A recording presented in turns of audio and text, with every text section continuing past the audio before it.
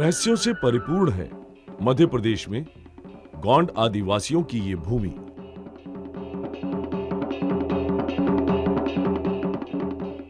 प्रसिद्ध मानव शास्त्री स्वर्गीय वेरियर अल्विन के अनुसार गोंड जनजाति मध्य प्रदेश में विंध्य और सतपुड़ा पर्वतों पर आच्छादित घने जंगलों में एवं मेखला पर्वत श्रृंखलाओं में बसी है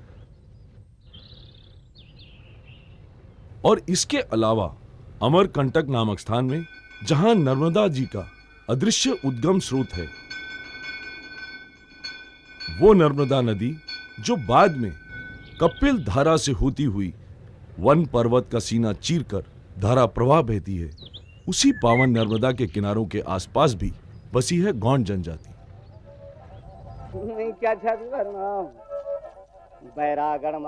मध्य प्रदेश में गोंडों के कुछ ऐतिहासिक साक्ष्य भी मिलते हैं, जिनसे पता चलता है कि गोंड भारत की सबसे प्रभावशाली जनजाति रही है।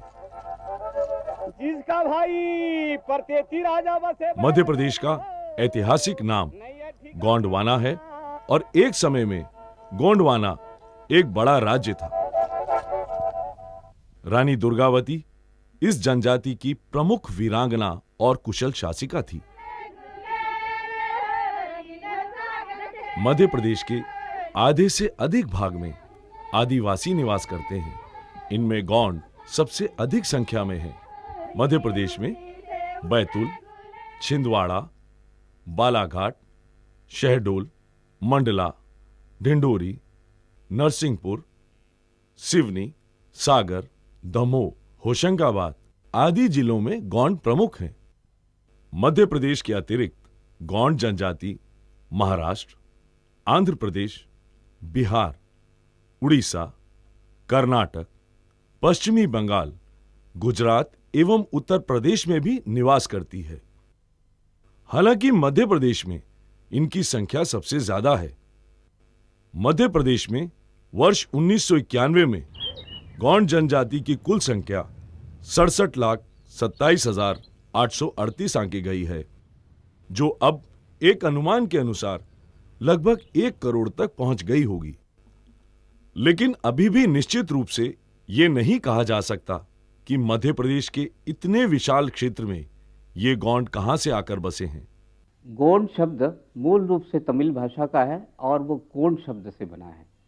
गोंड का अर्थ होता है पर्वतों और वन प्रांतों के बीच में रहने वाले लोग, इसीलिए वो गोंड कहलाए। गोंड प्रकृति की कोख में किसी पहाड़ी या नदी के किनारे रहना पसंद करते हैं, क्योंकि प्रकृति के आंचल में फैले वनों से इन्हें फल, लकड़ी, मांस के लिए जानवर आदि मिल जाते हैं और नदी से पर्याप्त मात्रा में पानी मिल जाता है। गोंड आदिवासी होते हुए भी अपने को किसान कहलाने में गौरव का अनुभव करते हैं। गांवों में गोंडों की बहुलता के कारण सारे गांव गोंड गांव ही कहलाते हैं, लेकिन प्रत्येक गांव में गोंड लोगों के अलावा अगरिया, कोरकू, बैगा, ढुलिया, बादी एवं प्रधान आदि जनजाति के और अन्य जनजातियों के लोग भी सामाजिक सामंजस्य के साथ निवास करते हैं। मध्य प्रदेश शासन की अनुसूची में गोंडों की 49 उपशाखाएं गिनाई गई हैं, जो इस प्रकार हैं।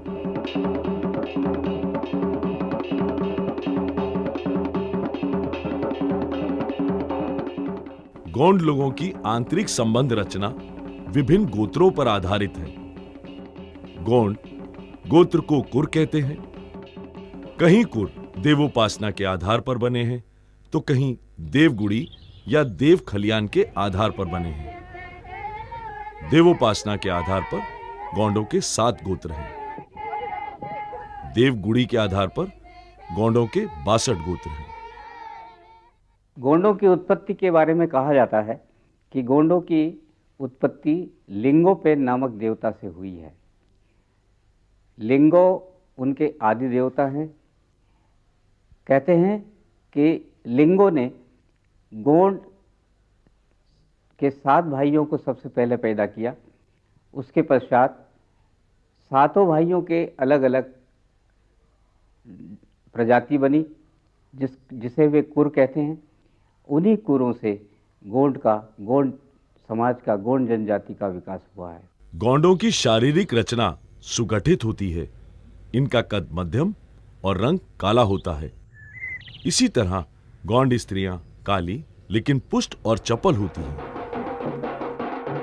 स्वभाव से गोंड पुरुष सच्चे और विश्वसनीय होते हैं। जीवन के प्रति इनका दृष्टिकोण मस्ती से भरा होता है।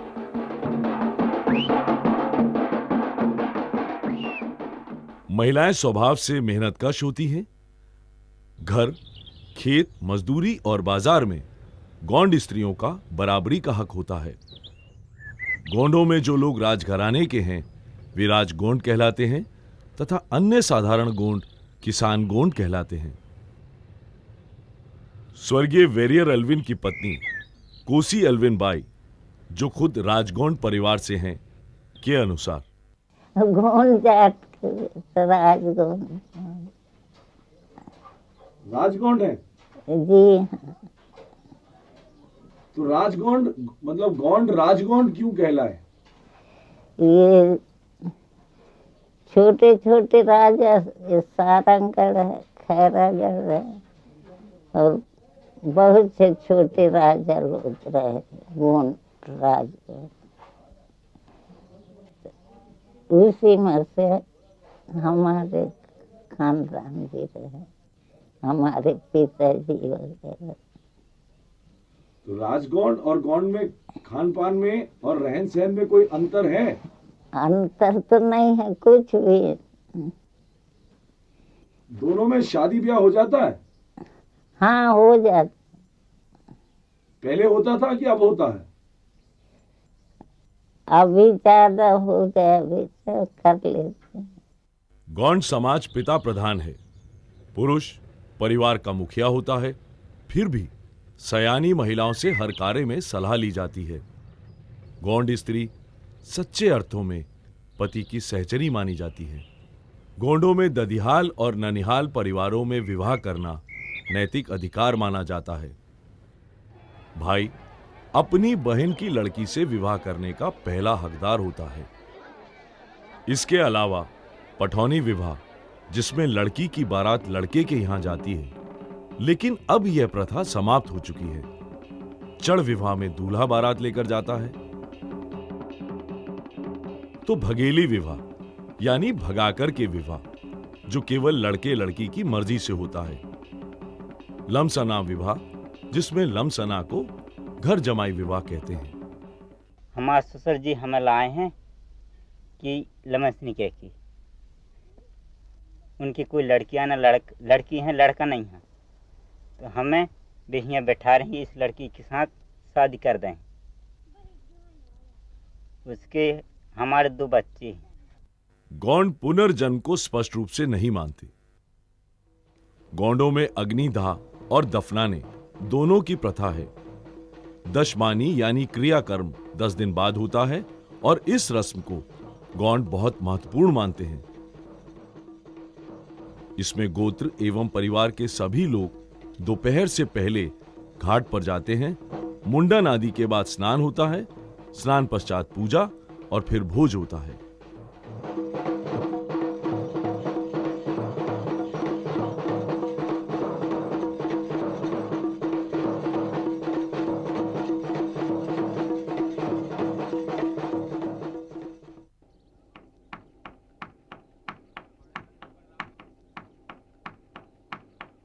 गोंडों के घर मट्टी, बांस, खपरेल व घास फूस से बने होते हैं। नींव खोदने के पहले गोंड नारियल, घी, गुड़ से भूमि पूजा करते हैं।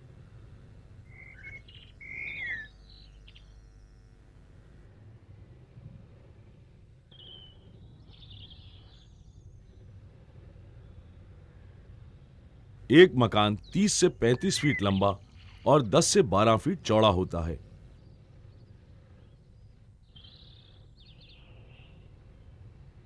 घर के बीचों बीच 3 तरफ कमरों से घिरा हुआ आंगन होता है।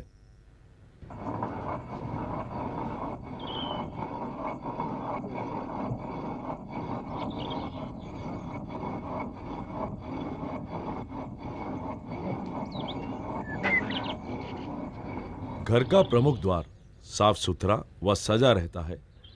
घर की स्त्रियां मकान की दीवारों पर विभिन्न कलात्मक कृतियां बनाती हैं, जिनमें वे प्राकृतिक रंगों का इस्तेमाल करती हैं।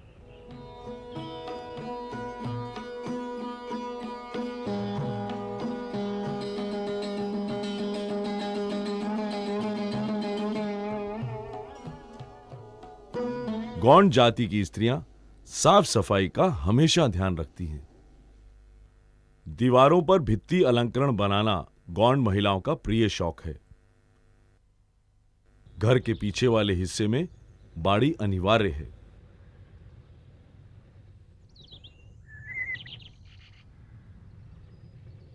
बैतूल जिले में बांस का दरवाजा या बांस के पार्टीशन आदि का इस्तेमाल ज्यादा होता है। गौंड लोग अपने घरों की खिड़कियां भी सुंदर एवं कलात्मक तरीके से बनाते हैं।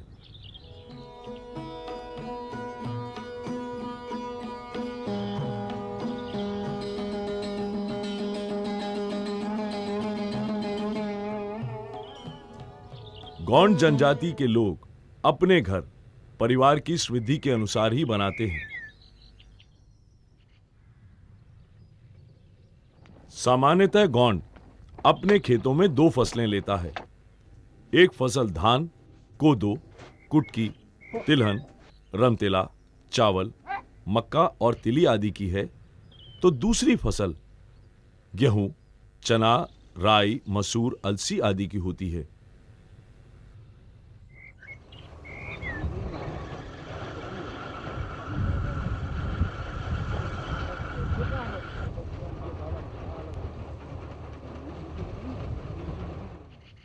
पेज गोंडों का प्रिय भोजन है।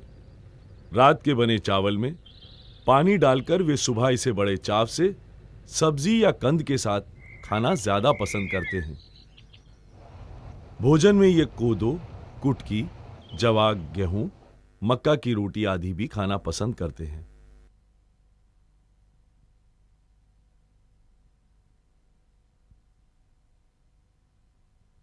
गौंड मछली भी बड़े चाव से खाते हैं।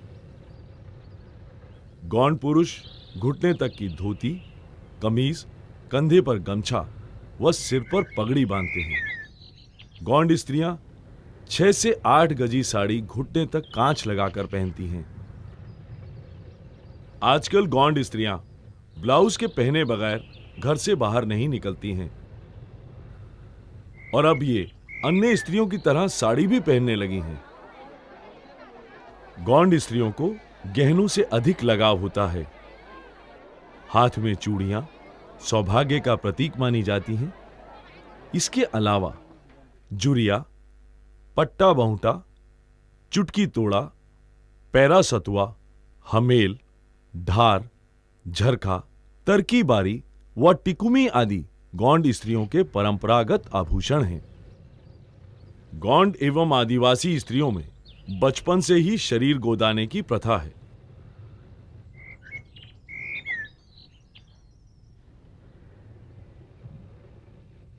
गोदना गुदवाने के पीछे यही भावना है कि ये स्त्री के सच्चे गहनों की निशानी है। गौंड जनजाति के कई देवी देवता हैं। बड़ा देव, जिसे वे लिंगो देव भी कहते हैं, बड़े देव की स्थापना पूर्व की ओर की जाती है। मावा सब परिवार गांव बस्ती सब अच्छी मनाना चाहिए। हे मावा देवतानी मावा सेना लो वाहन माने किसी बात राहने लेकिन माने की अतमा नरियर होता। ठाकुर देव गौंडों का ग्राम देवता है, जिसकी स्थापना गांव के बाहर किसी वृक्ष के नीचे की जाती है। गौंड मानते हैं कि ठाकुर देव गांव की दैवी आपदाओं को दूर करता है। खैर माई का स्थान अधिकतर महुआ वृक्ष के नीचे होता है। उसी तरह ये शिव, पार्वती, कृष्ण आदि की भी पूजा करते हैं। गौंड सहज रूप से अंधविश्वासी हैं और गौंड समाज में विपदा या बीमारी आदि में टोने टोटके, जादू, झाड़ फूंक आदि का भी प्रचलन है। यहाँ चौगान वाली माता बोलते हैं। यहाँ जो भी परेशानी रहती है तो परेशानी दूर हल हो जाता है, उसकी वजह से यहाँ दौड़ करते हैं, आते हैं। गौंड तीज त्योहारों को बहुत धूमधाम से मनाते हैं। हम पोला त्योहार मनाते हैं, दशहरा, दीपावली और होली का त्योहार भी मनाते हैं।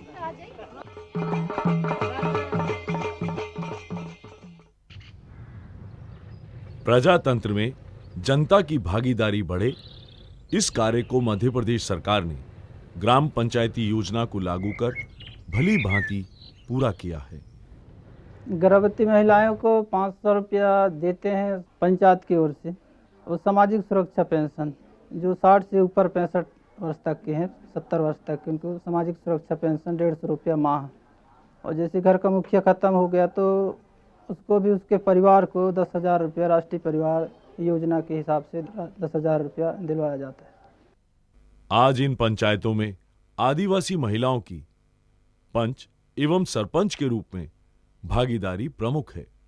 अब एक समान अधिकार है, महिला भी खड़ी हो सकते हैं, चुनाव लड़ सकते हैं, सरपंच बन सकते हैं, मेंबर बन सकते हैं। हमने सड़क रोड के अपने गली सुधारने के लिए सीमेंट रोड मांगा और हेडपंप पानी के लिए मांगा। मध्य प्रदेश सरकार की सबसे महत्वपूर्ण देन शिक्षा का प्रसार है।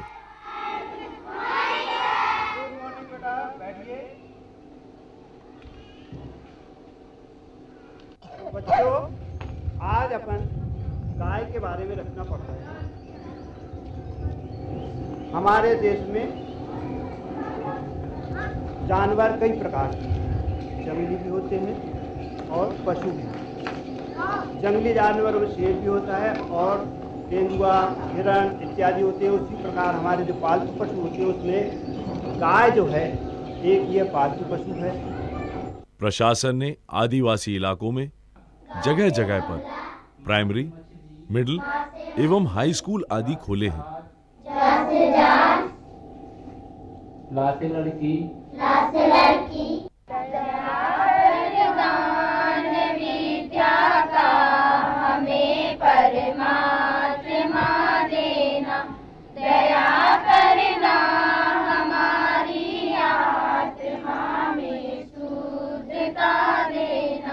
हमारे देश के संविधान में ऐसी कई विशेषताएं हैं जो भारत को एकता के सूत्र में बांधती है।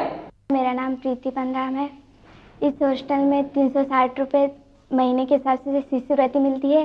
इसमें हमें प्रतिदिन सुबह नाश्ता, सुबह शाम खाना और महीने में 2 बार फिस्ट बनती है और महीने में 1 बार तेल साबुन मिलता है। और हॉस्टल में बिस्तर, पलंग, गद्दे सभी की सुविधा है और थाली, गिलास, लोटा ये भी हॉस्टल से ही मिलता है। आश्रम स्कूलों का निर्माण आदिवासी बच्चों के वातावरण के अनुरूप ही किया गया है।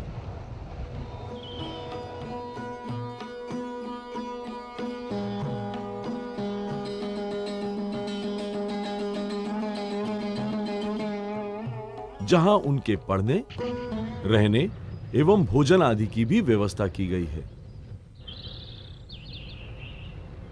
छोटी उम्र से ही बच्चों को शिक्षा की तरफ आकर्षित करने के लिए कॉपी किताबों के अलावा दोपहर के भोजन की भी व्यवस्था की गई है। आज बहुत से गौंड आदिवासी शिक्षा की बदौलत प्रशासन ही नहीं बल्कि शासन में भी महत्वपूर्ण भूमिका निभा रहे हैं।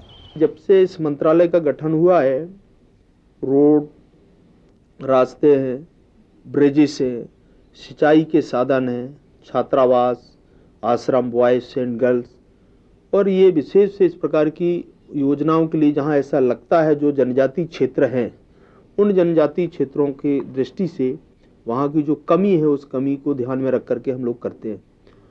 और महत्वपूर्ण जो परियोजनाएं हमारी हैं, जहाँ पर विशेषकर आदिवासी जो क्षेत्र हैं उन क्षेत्रों की दृष्टि से ये सारा काम हमने इन 4.5 सालों में किया है।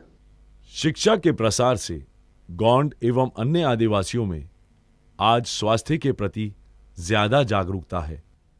प्रधानमंत्री ग्राम सड़क योजना के अंतर्गत गांवों को शहरों से जोड़ने का काम भी शुरू हो चुका है।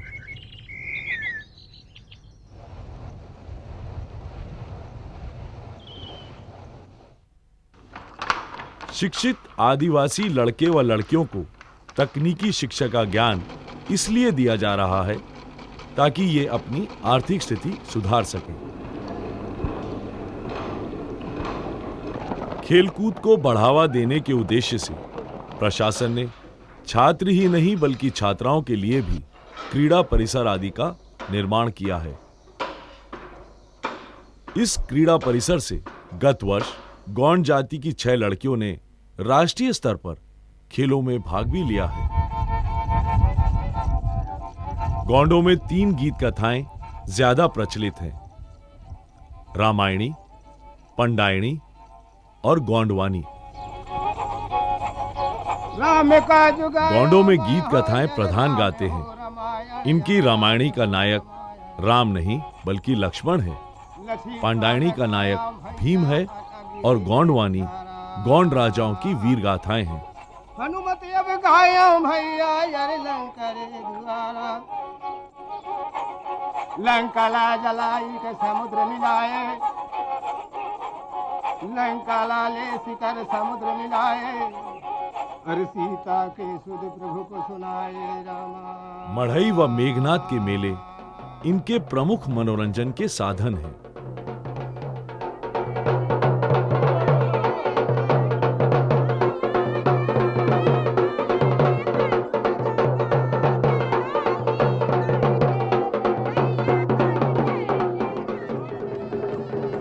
गोंड आदिवासियों के प्रमुख नृत्य कर्मा, सैला, रीना कर्मा और रीना सैला आदि हैं। नृत्य में कोई विशेष वेशभूषा नहीं होती है, इसलिए ये विभिन्न रंग बिरंगे कपड़े पहनकर नृत्य करते हैं।